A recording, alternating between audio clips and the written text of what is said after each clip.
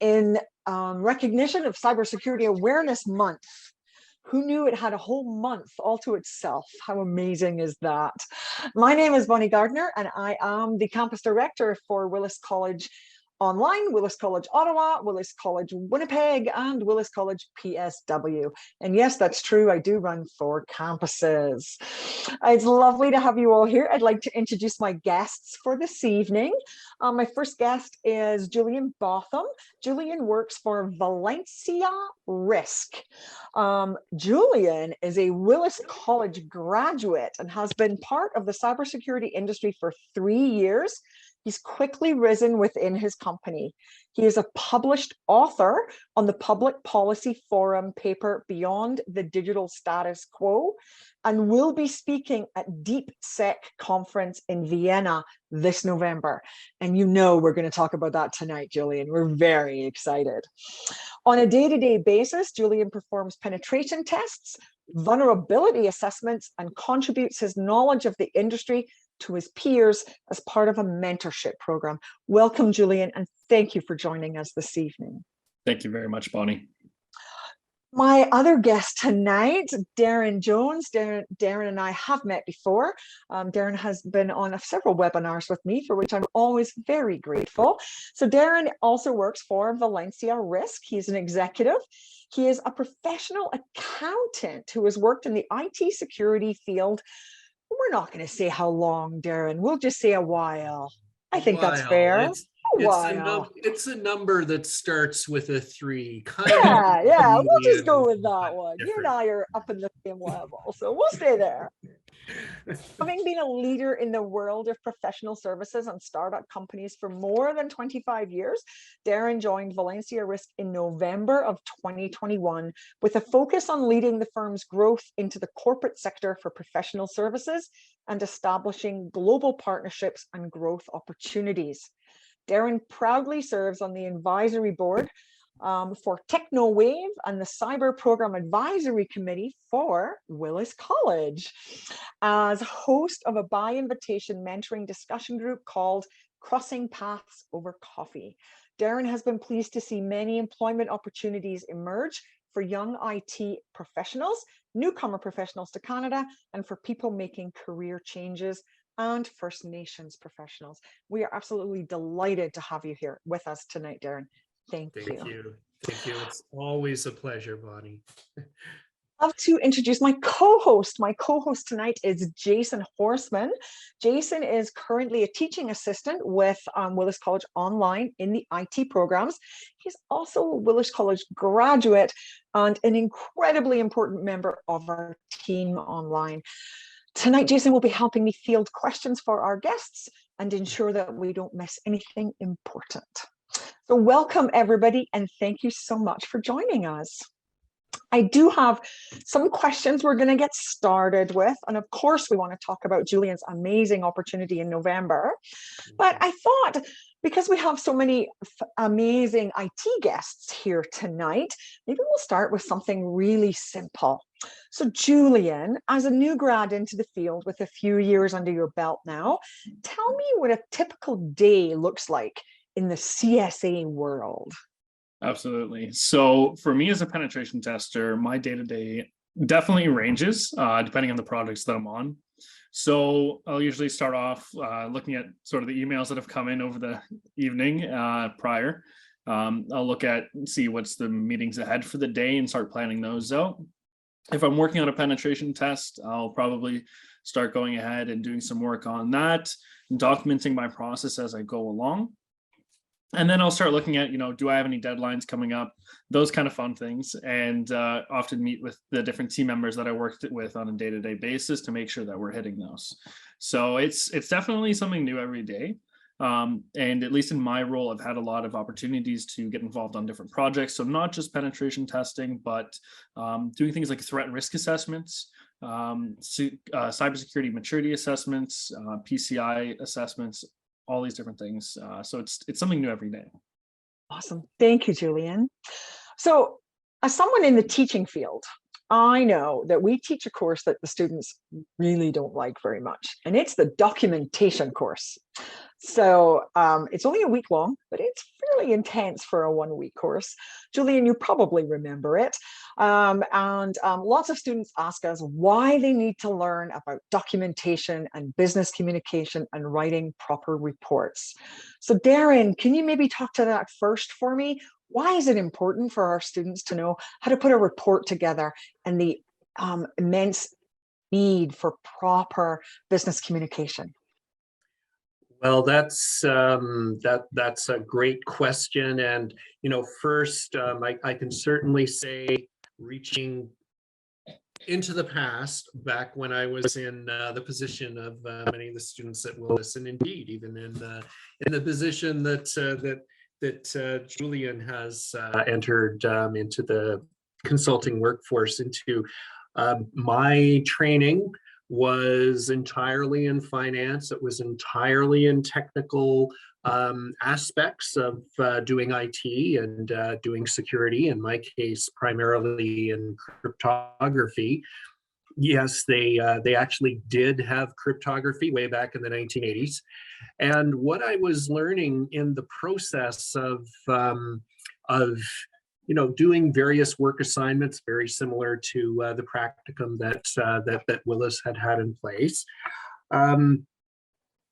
Success was being predicated less on the technical acumen that I could bring to the work that I was doing, and more driven by how persuasive I was with people, whether it was, this time, this was me back at the age of 20, 21, 22 years old, people more senior than me, other people who were colleagues to me in a technical capacity, but just being persuasive to explain to them why, some of the ramifications of security vulnerabilities or gaps in software were important. And this sort of leads to one of the great challenges in any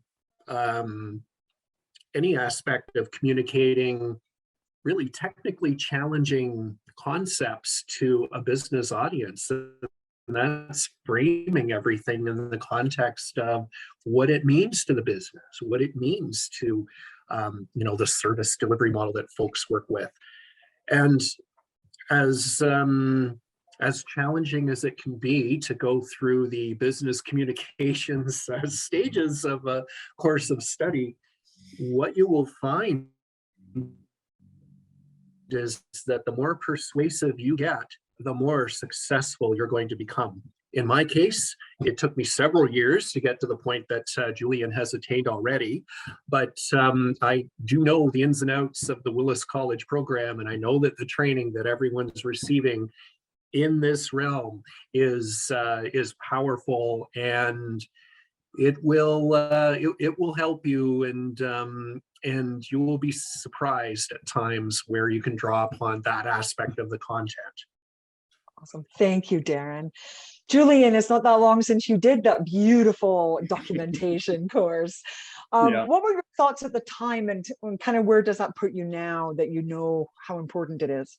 Yeah, I think at the time I didn't really realize how important it would be in my day-to-day function. Looking back on it now, it's probably one of the most important courses that you can take. It's allowed me to separate myself by focusing so much on that, the writing aspect and the communication, business communication aspect of the day-to-day job. It's really separated myself. What you present to a client it's your work. It's a representation of you, and you have to make sure that you're doing it at your best ability. You can talk for endless hours about how cool this vulnerability you found, for example, was, but if they don't understand the business impact, they're not going to care.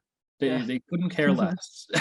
So really getting an understanding as to how to communicate the real risk that a vulnerability poses to a business is critical, and being able to do the right work and write it correctly the first time, so that you don't have to end up getting something back from a client filled with errors and having to redo that work again. Because you have to think it's not just about your time, it's also the business's time that you work for.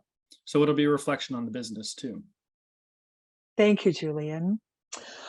So our participants tonight know, if you have a question, you have two different ways you can give a question to us. You can actually type it into the chat box, or you can type it into the question and answer box. They're both down on the bottom of your screen, down in the middle, chat or Q&A, and Jason will be watching both of those to ensure that he's able to help us address any of the questions. Julian, I'm going to give this one to you as well. What is the one thing about working in this industry that no one tells you when you're in school? I think it would be just that, that you're really going to have to focus on your people skills, your soft skills, if you want to succeed, you know. And it's not just down to writing and communication, it's also organization. You know, if you have all these, like at this moment, I think I have 7 projects I'm working on. So I have to be able to keep everything organized, make sure everything is moving along, even if it's, you know, spending 30 minutes a day on one project and 2 hours a day on another. I need to know that things are progressing and just communicating that to my higher ups and making sure that they're kept in the loop. That's really going to be key. And that's not something that people really think about. Awesome. I think we all have an image of anyone working in an IT, you know, a dark little hovel somewhere where you're on your computer and you don't have to integrate with anyone, and it's a safe little spot. The first time Darren, he's allowed to get on today. Yeah, Darren, what is your, what do you think is the most valuable part of what we do at Willis College, knowing our program the way you do? Yes, I'd say what's extremely powerful about the Willis College program is the fact that the entirety of the curriculum is really driven by practical considerations. The development of skill sets, a technical aptitude, as we've been discussing, you know, and a heightened ability to communicate. All of the attributes of the program really give a person a powerful combination of skills and capabilities that they can immediately bring to the workforce. I see this as an employer. I think, you know, famously, or infamously, I suppose, I'll reflect in the program advisory committee meetings that I've hired more than 150 people through the course of my career, and what makes a difference in the business world is a capability to apply skills in the context of, you know, business issues or business problems or business challenges that might emerge, and to do so quickly. And Willis's program outfits all graduates with a variety of skills and points of technical knowledge to be able to apply right away, but also to be versatile in their application. There are no Johnny one notes that emerge from the Willis program.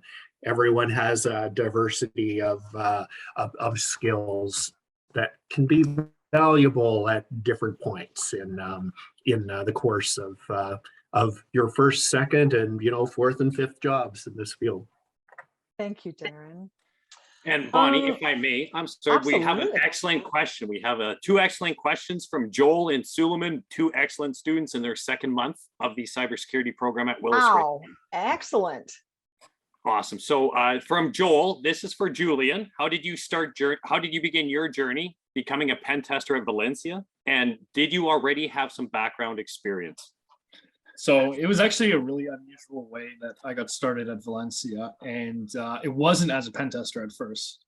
I had some experience doing things like HackerOne and Try Hack Me and just doing things on my own, which I think is going to be essential to your success. If you want to go into this type of role, you have to do some extracurricular activity, whether that be Try Hack Me, getting certifications, things like that in order to stand out. But how I got into Valencia was actually through Darren. He had put a word out in the school asking for a research assistant for a paper, which turns out is the paper that I ended up getting published on. So I'd started there, and what I had done in my time while working there as a research assistant, and this was just volunteer work, was begin and build a rapport with the people that worked there and show them, I have these other skills as well, and I can, be something other than just a research assistant to you. And when it came time for my graduation, I was lucky enough to be offered that position. And I definitely felt like I went headfirst into the deep end, joining as a pen tester, but it was a very valuable learning experience. And it went by really fast. I hope that answered your question. Thank you, Julian. And just a follow-up question, and I'll direct this to both. I'll start with Darren, but from Suleiman, what advice would you recommend to improve our resume, particularly for those students who are interested in pen testing? I think you've already answered, Julian's answered great about the Try Hack Me and Capture the Flag competitions, but in addition, what other bullet points would you gentlemen or your employers look for on a resume for someone coming out of Willis interested in pen testing? Yes, and great question. And I think on that one, especially in the context of pen testing, the key things to really emphasize would be the diversity of styles of pen testing that you might have adapted either in the course of study or in the course of extracurricular studies. And by that, I mean describing the vulnerability scanning that you might have conducted, any deeper exercises whereby you've been exploring the consequences of vulnerabilities that might have been surfaced by the scanning that you've been applying, any cases whereby you've been able to test out a hypothesis and either execute to it successfully or discover something in not executing it to it successfully, in terms of attempting to elevate privileges, look for pivot points within the target system. Also describe, I'm speaking now about, or I was speaking about some of the network-focused pen testing, but any of the pen testing that you've done that has been directed at web-facing applications. This will show that that you have been doing more than simply the same project over and over and over again, that you've been applying some ingenuity and some creativity in the approaches that you're taking. And I know that I'm referring to projects in the business sense, casting some of the exercises, some of the fields of study that you engage in at Willis, but framing it in project-oriented language will resonate with, with a business person like me or Julian who might be reviewing your resume. Absolutely. I don't think Darren could have said it better. It'll be very important that you articulate sort of what you've done in your own time, and describing it well. Go through and look for examples of penetration test reports that are publicly available. There's tons of them. I found a resource not too long ago with about 150 from different companies. Look at how they report things. Look at the language they use. Practice doing that yourself with a Try Hack Me box or something like that, and write up your findings like that. And it'll be a good exercise for you, and maybe even something to potentially show an employer, like, hey, look at this one thing that I did. Here's some, almost a portfolio of my work. And then there's something tangible for them, because getting real work experience as a penetration tester is a bit limited in what you can do before you actually get in the job. Julian, on that note, I know a big part of our curriculum, especially towards the last sort of 20 weeks, it's very project-based. Mm-hmm. And I've heard that being able to list those projects, talk about the outcome of those projects is crucial on your resume. Yes. I do find some students who can pass the course without doing the project. So I know that the projects are very important. Is it best if a student decides a direction they're looking to go and uses those projects as really their bounce off point in a resume? Yeah, absolutely. Absolutely. Those projects, I'd be very careful about how I articulate them and try not to copy how everyone else puts it into their resume, and really personalize, what your experience with that was. And if it gets to an interview, talk about the struggles that you had and, sort of the barriers that you had to overcome when going through that project. Because I'm sure not all of us were able to just blow through them. I wasn't myself. So, being able to talk about how you've overcome issues and adversity within these projects is something that you're really going to have to do on a day-to-day basis. There's been times where I've been hitting my head against the keyboard because I can't figure something out. And then it just takes me walking away for about 10, 20 minutes and coming back and looking at it with a fresh perspective. So yeah, absolutely. Awesome. Thank you, Julian. Jason, are there some more questions? I'm seeing red flashing up in front of me as we navigate here. There's great participation. And guys, keep it coming because this is for your benefit. You got two leaders in the industry with connections to Willis. Please ask away. So I have two related questions. So from Pavlo and Ashab, and the question is for both gentlemen here. What certifications over and above the diploma from Willis would you prioritize? What is going to be the best tactical choice for students pursuing certifications after they get the Willis diploma that want to enter this field as soon as possible? Darren, we'll start with you and then I'll bounce to Julian. We'll get everyone's input on this because I know there's a lot of folks here asking this one.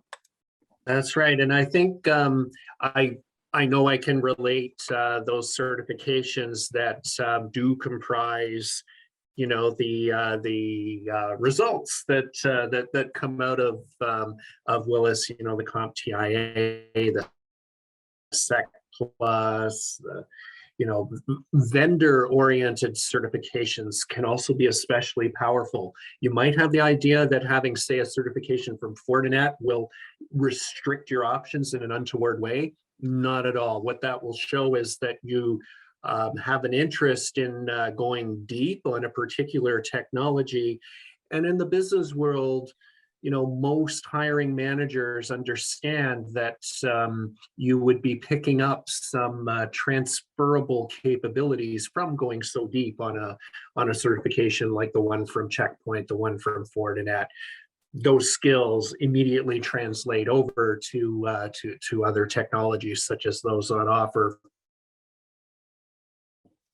from Cisco or from say Palo Alto. As you get deeper into your career, other certification options will be presented to you once you hit that 3 to 5 year point of experience. The CISSP designation, that's sort of the more managerial cybersecurity designation. Part of that certification program can be a little bit awkward upon first read. For that, I apologize. I'm one of the people who contributed to that curriculum way back in the 1990s. So just be on the lookout for certifications like that you see your future work colleagues or your future managers, those who you want to model certain aspects of your career after, see what they have attained and ask a lot of questions. What sort of personal benefit that they get from those certifications? What sort of professional benefit that they get? That would be my advice there. And Julian, you're right plugged into the certification pathway right now. You have a different perspective that hopefully augments my very rosy perspective on this stuff. No, thank you, Darren. I think the big thing to remember is, it's your own path. So you have to figure out what's going to be best for you. And for me personally, I can't do Microsoft certifications. They're very boring. But we have to kind of remember that, it's not just about getting the certification. There should be some learning along the way too. And you should enjoy it, right? So for me, I've gone out and got my Security Plus because that's a real industry standard. I'm working on my Pen Test Plus, but there's also stuff that just interests me that I'm not doing it for the certification. I'm doing it because it interests me. Like the Department of Homeland Security offers a course on industrial control systems and cybersecurity around that. So I've decided, sort of on my own time, to start pursuing those certifications and building up a knowledge there so that, if it ever comes that we have to do an industrial control system assessment, I'm the perfect guy for it because I already have the knowledge and it's just something that has interested me. So sort of keep those two things in mind. Make sure you're still enjoying it. Make sure, you're learning along the way, but don't forget, like you can also do certifications that are not just to, land you the perfect job. You can also do them just out of your own interest. And I think you'll have a lot of success with doing that. Thank you. Before we move on to some more questions, Jason, I think the burning question for me, because I'm very excited that Julian is going to be going to Vienna, one of the cities in the whole world that I would love to visit. Julian, tell us about DeepSec and how amazing this opportunity is for someone so young in your career. Absolutely, Bonnie. No, thank you. I'm still astonished I'm going, and I leave on Sunday. So Darren and I are really going there to talk about our experiences in the industry, just as we are today, and sort of relay this idea that we need to focus on our soft skills, presentation, writing, communication, in order to succeed in the industry and to set ourselves apart. You know, your technical skills will get you the job. I have no doubt about that. But if you want to make a career out of this, it's going to come down to your communication, your writing, and your presentation. That's what's going to allow you to have longevity in the industry and to have success in the industry. And it doesn't matter if, you know, you never see yourself as a manager or a director like Darren, or VP. But if you want to, get that raise or just move up to a senior level, maybe, if you're going to advocate for yourself, you're going to need to have these essential skills. And that's really what the whole trip is about. And, we've just been fortunate enough to be selected to do this. And we're very excited to be talking there. We're incredibly proud of you, Julian, as Willis College, that one of our grads has this amazing opportunity, and that Darren, as one of our mentors for the program, is able to be there with you. Please know that we support you. We're proud of you, and we know that this is an incredibly amazing opportunity. So well done, and thank you for that. Good luck. Jason, how are we doing for questions? So many rolling in, so we'll keep at them. And by the way, we'll just emphasize too, I believe, Julian, 18 months, right, since you graduated? Yes, just about. Folks, please keep that in mind. Like a year and a half ago, the gentleman graduated with the diploma, and he's traveling to Europe to speak within the industry now. So you guys, huge opportunity to come here. For both of you gentlemen, thank you again for your time. And then I have a question coming from Diane from the chat. Since COVID, obviously remote work has become very appealing to many individuals.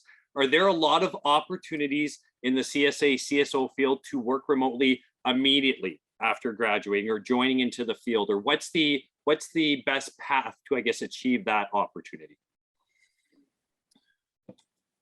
So I'll go first. I think that it's often a mix. There's a lot of companies like ours that would like to have you guys in the office as much as possible. And I think it's definitely important starting out early to go into the office. You can make friends online, but they're a lot easier to make in person. And you want them to know you, want them to get to know you, build that rapport, make friends. And really, when the going gets tough, it's especially important to be in the office, because then you can really work out problems in real time and have that person to look over to and ask and say, hey, can you give me a hand with this? But there is definitely a lot of remote opportunities if that's all you want to do. I do know that of our first graduating class, Jason, there were 10 students and 4 are working remote right out of class. So definitely opportunities. It's going to depend on the company. Darren, what's your take on remote work?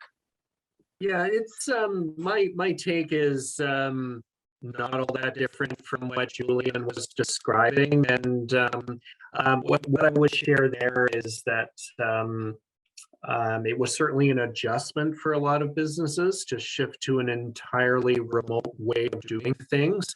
Some of those businesses made that shift quite reluctantly, and we've seen, if a person looks at future of work types of studies that are issued by, organizations like McKinsey, for example. Bonnie, if you remember Maria McKay, who spoke at one of our events, she's the author of many interesting studies in that realm.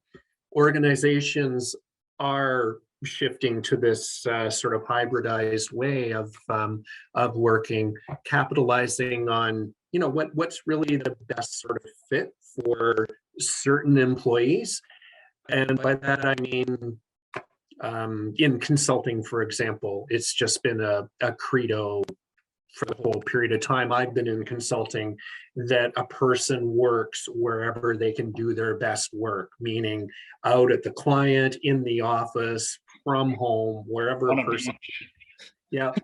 capitalize on where you do your best work and show the results. That's different, however, from other businesses that maybe are not so client centric as Okay, awesome. ours.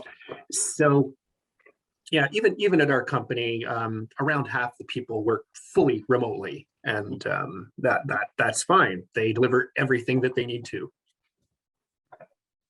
No, thank you very much. And then just a quick follow-up then from Mike. Mike has a 25-year investigations background, and he was particularly interested in anyone with an extensive work history like that.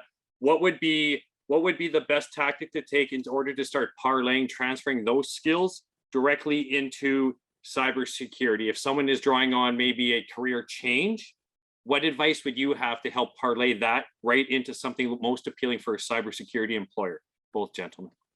Okay, maybe I'll go first with that one, Julian, just because I have a little bit of an investigative background myself, although admittedly, within the realm of cyber, but taking investigations forward to prosecution or to courtroom settings, for civil purposes or what have you. The mindset that a person has in conducting investigative work, I'm sure that this will relate. You go into that sort of analytic with no preconceived notions, because you cannot have a preconceived notion about the body of evidence that you're seeing in front of you. Otherwise, you may draw incorrect assertions or inferences about what you're looking at and potentially overlook something.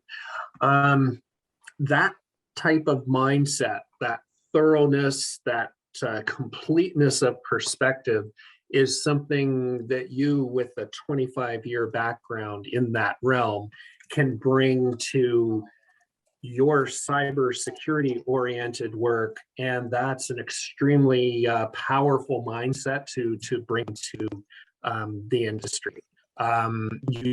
You will already have been conditioned to never have tunnel vision about anything that's in front of you.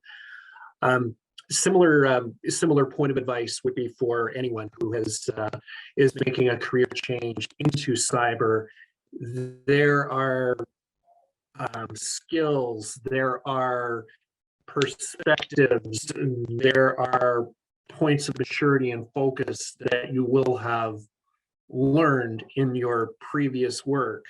I recall there was a student who was entering the cyber program with a background as a flight attendant, and the question came up, how does this translate to cyber? Well, in cybersecurity, there's a lot of communications with people who are very nervous, very stressed about things that might be going on in their network. Someone with a background like a flight attendant already knows how to communicate with people who are under extreme stress and to coach them away from, making the wrong decisions because they are under such duress. So just think about your experiences in life and in your previous careers through that lens, and you'll find all sorts of interesting ways to bring your own twist to cybersecurity. I couldn't have said it better myself. Jason, if I remember correctly, you came into cybersecurity without an IT background. What were you doing before you joined us? I was actually running 2 different nightclubs for an owner up in Saskatoon, and I'd actually come from managing call centers before that. So I had marketing and management. I was able to struggle through to rename my laptop when I first began this course, right? And so the journey it's taken me on to enhance and build those skills, I can't say it's any more succinct than to change. It's a career. It will change your career trajectory, and I can't emphasize that enough. And whatever you invest into it, I have found it returns the benefits to you tenfold. And I've looked at job ads when I began this course that I could not make heads or tails of. 8 months into this program, I examined the same job ads, and it was like, check, check, check, check. And I saw it reflected in my classmates' We were the first online class. 7 out of 10 folks all had job opportunities a month before we graduated. So I couldn't change a thing. It was an excellent choice, excellent program. No matter your background, your success, what you put into it opens so many doors, so many doors. Thank you, Jason. And I'll toot Jason's horn a little. Was an outstanding student, and as a TA is blowing away everything we could ever have hoped for. The students absolutely love working with him. So we're very grateful for your communication, people skills, and technical skills, Jason. Gentlemen, that only cost me 1/3 of my next paycheck. I caught exactly. This is a small bribe. I am going to leave you in Jason's capable hands. I unfortunately did double book myself tonight, but I don't want to end the webinar because I think there's still so many really amazing questions. So I will bow out. I will leave you with Jason. We have about 20 minutes before we're going to say that we do have to stop it, but I do want you to continue and answer as many questions as we can. To our guests tonight, this is being recorded, so you can ask us for a copy of the recording as well, and with Julian and Darren's permission, we'll be happy to share that with you. And we do have some of our advisors with us tonight who will also be able to help you with any of the information on here. And Jason, perhaps you can provide yours and my emails into the chat box for anyone who may have some questions later. I'd be happy to answer them. I do apologize for my absence. Thank you, Julian and Darren. It's always a pleasure. And good luck in Vienna. I know you're going to make it amazing. Thank you so much. And I actually have a question for you, Bonnie and Jason. Would people with names like Darren Jones and Julian Botham have an opportunity to receive a copy of the recording as well? Absolutely, we can make sure that happens. Absolutely, we'll make sure that you get that right away. Thank you both. I'm going to leave. Thank you, Jason, for taking control of the webinar for me. Good night, everybody, and please take lots of care. Take care, Bonnie. Have a good one. So, folks, we do have 23 minutes remaining, and then we'll respect our guest time because they do have very tight schedules. Obviously, with the upcoming DeepSec conference, we have a lot of questions, and so I'll go through them, and I'll share them between both of you gentlemen, and we'll get as many answered from our attendees who are either interested or active students with us right now. So follow-up that came in from Suleiman, should we also document non-pen testing and security projects that we conduct on a personal level, specifically like Raspberry clusters, cloud deployment, or is this going to start being considered too far outside the scope of the portfolio? Julian, I'll start with you if that's fair, and then we'll bounce back and forth. Document. When it comes to things like writing and writing these reports, it really is going to come down to practicing and go through these after in like a week or two. Look at, what you did good in that report and what you should improve in the next one when you're practicing this sort of skill. It is a skill. It really is. The writing aspect of things is a real skill that you will have to hone, and it's going to suck at times, and it's definitely going to suck at first. But you will get better at that, and doing things like documenting your Raspberry Pis, cloud deployments, all of that is just more practice. I say go for it.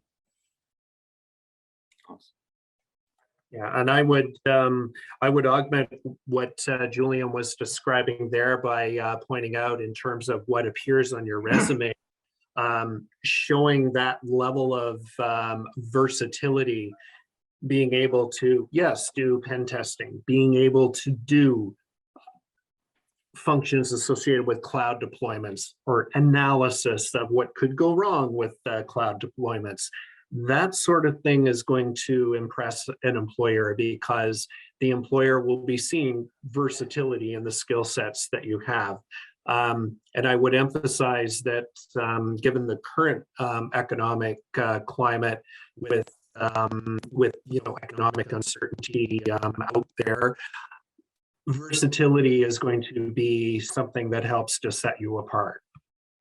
Excellent. Perfect. Thank you so much. One quick question here. I guess this is kind of each getting your guys' opinion on it. From Anuj, what is the most appropriate certification for cloud security? Are you a Microsoft person or are you an Amazon person? Is it Azure or AWS? Which route would you go? So I'll give you an unusual answer. And this is from recent experience with the client. Google. there is a huge lack of people with Google certifications. They're actually a really great platform. They're very easy to use. And there are some organizations that do actually use the Google Cloud, but they cannot find consultants to do security for them. And it's because everyone is focused on AWS, Azure, and nothing on Google, even though it's a great platform and it is used by a huge number of organizations. So I would even look at that. Start out there maybe, and then a lot of things you'll learn from that are going to apply across to AWS and Azure. It's different front ends, but it all works essentially the same. Yeah, my perspective is influenced by maybe a sense of loyalty to Amazon, simply because the first handful right up to a couple of dozen cloud deployments I did were going back my goodness 12, 13 years involving AWS. So I just have an affinity to that ties into cloud infrastructure in a manner that works well for my sense of cognition and communications. But having said that, our company does partner with Microsoft, so certainly Azure related certifications are very high on the list. And as Julian has quite aptly pointed out,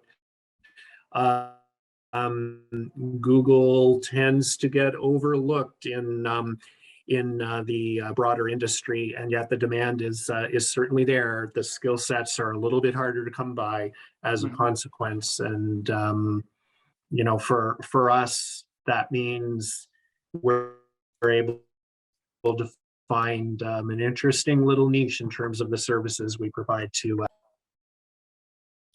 Oh, awesome. Thank you so much, both. One question, and we won't make it like one that has to get too specific here, but if you each want to kind of briefly indicate, obviously for a student in this program, there's a huge interest in what's like ballpark starting salary ranges, or if I can maybe word it like more diplomatically, coming out of Willis here, will you have access to what we see advertised as like the main starting salaries for a particular field within the job ads? I would say yes, but that's also going to depend upon what you're doing outside of Willis to get that sort of salary. You're going to have to put in that extra work, and it's going to depend on you doing things like volunteer work in the industry, like how I did with my research assistant position, certifications, try hack me, these kind of things, and not necessarily you may want to do something different for an administrator role or just an architect role. So you want to just do as much as you can, say yes to as much as you can, and all the opportunities that are given to you, and I think those salaries will come, and they'll come a lot faster than you think. I'd echo that perspective, and maybe add a little bit of flavoring there that relates to, well, first, our perspective working with a consulting company is very influenced by that. So we get to see, just because we have so many clients, the salary levels that our various clients have elected to apply in their own working environments. Consulting is very much an application of free market dynamics in real time. We will hypothesize something, a type of project that we'll take forward to our clients, and we'll find out really fast whether it's acceptable or not, because clients can choose to engage us, or they can choose to engage someone else, or the third alternative, they can simply choose not to proceed with a project of the sort that we're talking about at all. So, we have our perspective on salary is very heavily influenced by that, knowing what is going to work and is going to be acceptable to the marketplace. So people will see wildly varying levels of salary depending upon the type of consulting company they might be looking at.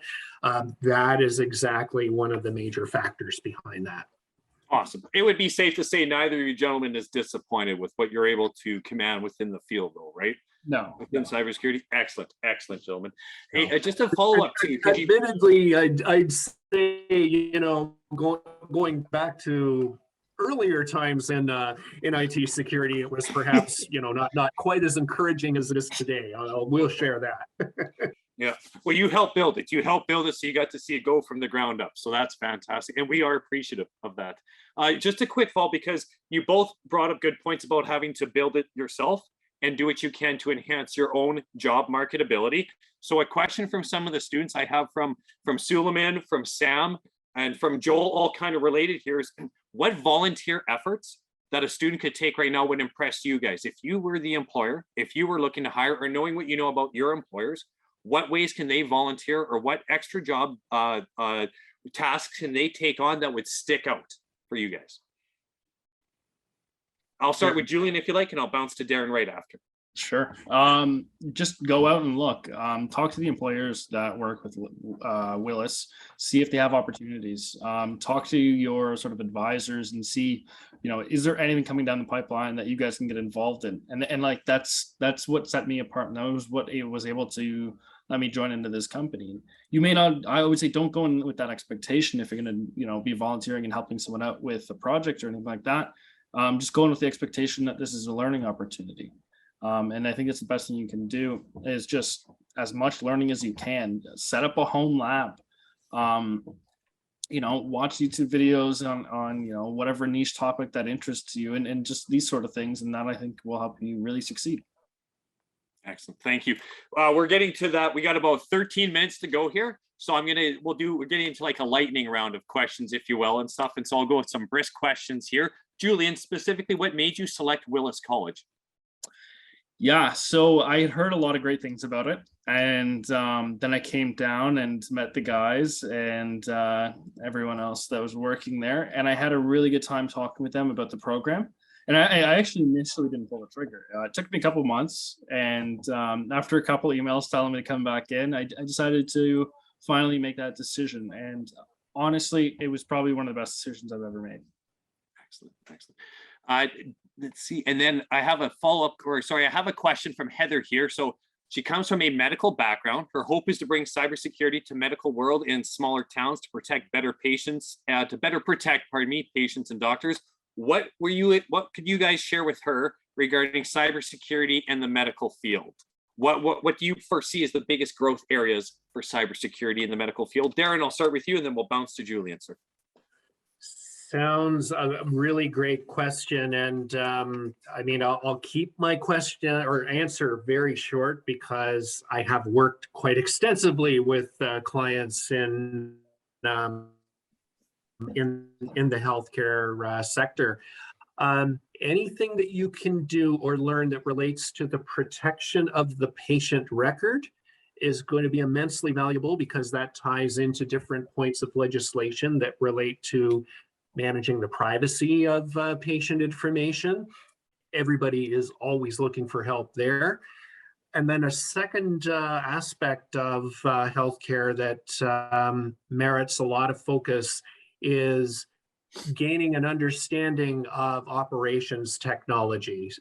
When you think about the fact that, say, things like respirator pumps are making use of technological constructs to, help monitor their usage, any form of ransomware, any form of targeted attack can cause damage to those monitoring systems and potentially take life-sustaining or even life-saving equipment offline. So learning what you can do to help protect those sorts of systems is incredibly valuable. Absolutely. I would completely agree. The operational technology, cybersecurity aspect of things for hospitals and clinics and things like that is extremely important. And I would even look at it from the aspect of what you can do on the education front for these small clinics, because a lot of them are understaffed and they don't have time to care or to think about, what would happen if they got ransomware or if their network went down. So educating them as to why they should, and why, sort of offering opportunities to teach them on what they can do, just even basically. A lot of these clinics are running on very, very outdated stuff. And that's the sad reality of things, because a lot of the software that they're using won't run on Windows 10 or Windows 11 or on the most up-to-date things. They have to run on these old systems. So it's learning how to, through the OT security side of things, segregate these networks and protect these vulnerable systems, because this is the most sort of real impact that you could get on someone's actual life due to a cyber attack. Awesome. Thank you very much, both. Now here's a semi-related question. Someone has an interest. We have a student Parvinder in his second month in our program here, interested in working within government. What cybersecurity credential certificates would either of you recommend for him to pursue an opportunity in government? Get started on your clearance. Yes. I know there are opportunities through Willis to get started on your security clearance, like while you're still in the program. Find out about that and get started now. That's going to be your biggest sort of barrier into getting into the government. It won't be necessarily technical certifications. It will be your security clearance, because you'll have tons and tons of interviews. And then even if they'd like to bring you in, you may have to wait a year or 2 years just to get your security clearance approved. So that's one of the sad realities about joining the government. I don't know, Darren, can you speak to anything else there? No, you succinctly hit the main point that I was going to make. In addition to security clearance, of course, the various certifications we've already spoken about, that Willis can propel you on the pathway to attaining, also very valuable. But yes, the security clearance process can take a considerable period of time to navigate. So you can't underestimate just how long that may take. Excellent. Thank you, gentlemen. From Karen, are there any limitations in having a diploma as opposed to a degree for your career progression that you would share with us? Like choosing a diploma through Willis, maybe compared to a computer science degree from a college or university? At least in my experience, it's sped things up quite a bit. I think once you get into the industry and you actually get your foot in the door, very few people really care. When you're applying for a job, maybe that may set things apart, but once you're in the industry and you have some experience under your belt, it's the experience that talks. It's your ability to sell yourself that matters more than the credential, like a degree or a diploma, making a difference. That's right. I can certainly relate as an employer that really what matters is the apparent quality of the person, together with their acumen, whether it's in a technical sense or a business sense, their capability to be creative and to innovate solutions, then sort of working through some other aspects, what potential might be there, because business needs are always evolving. To Julian's point, in the old days, I guess if I could refer to it that way, university degrees were viewed as a necessary prerequisite. No longer the case, simply because there have been so many successful entrepreneurial stories that one could relate that have shown that the degree is indicative of something, the diploma is indicative of something, and to Julian's point, what a diploma from a college like Willis would demonstrate to me is the capability to hit the ground running.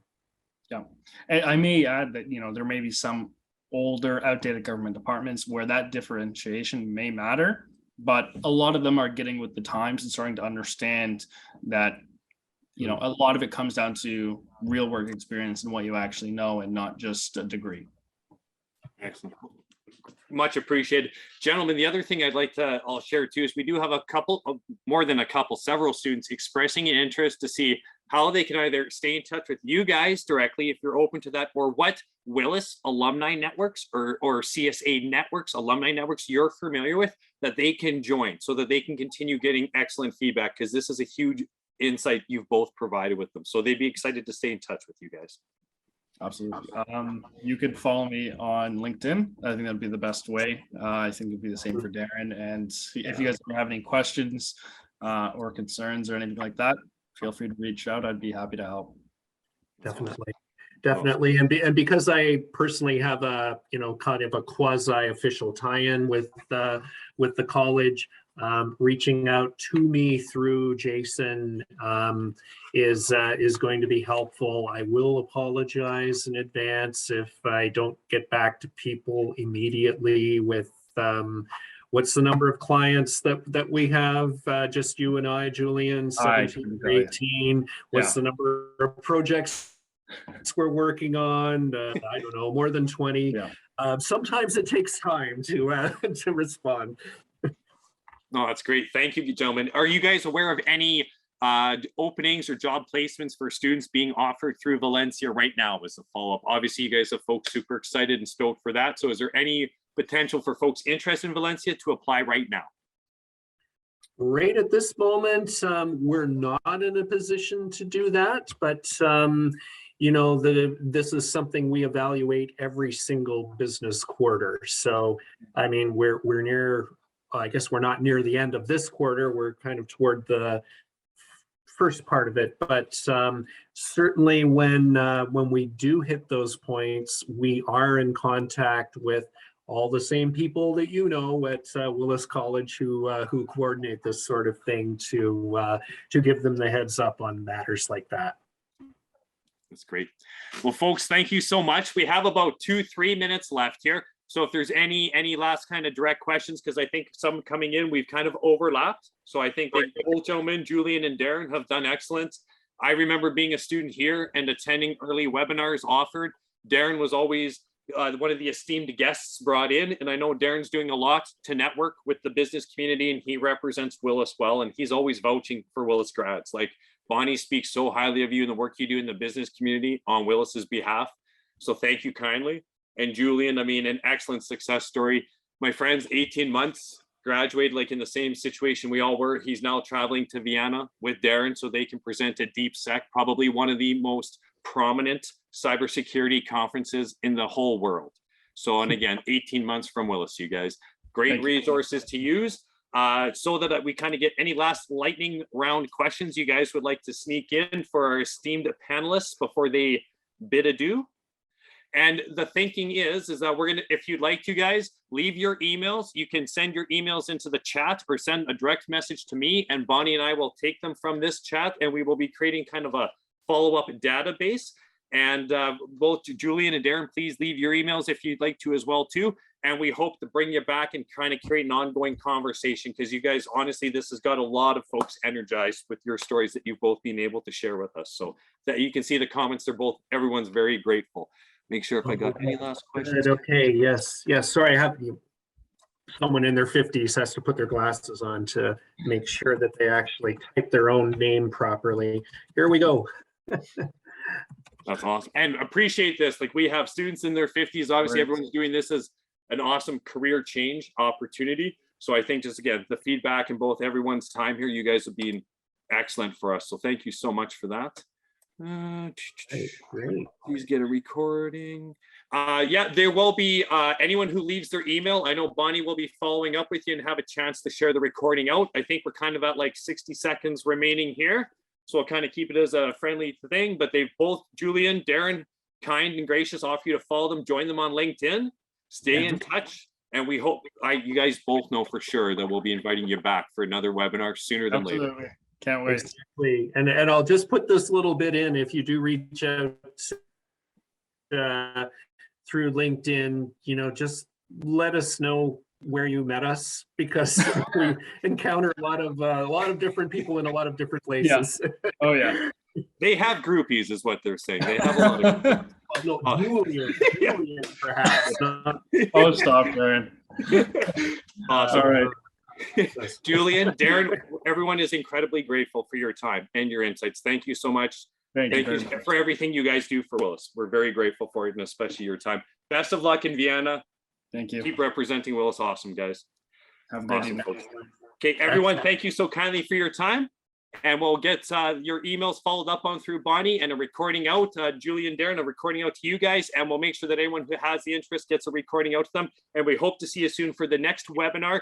Bonnie did ask me to let you know too, in November, they're bringing out a cybersecurity recruiting firm that recruits countrywide, nationwide for cybersecurity, is coming to recruit folks from Willis. So there'll be more details to follow, but they plan to do some aggressive recruiting from Willis students. So keep your eyes peeled for that. Continue to make use of career services for resumes and job interview skills. And you have 2 great resources to connect with on LinkedIn. Everyone have a tremendous evening. Bye-bye. See you. Everyone take care. Bye-bye.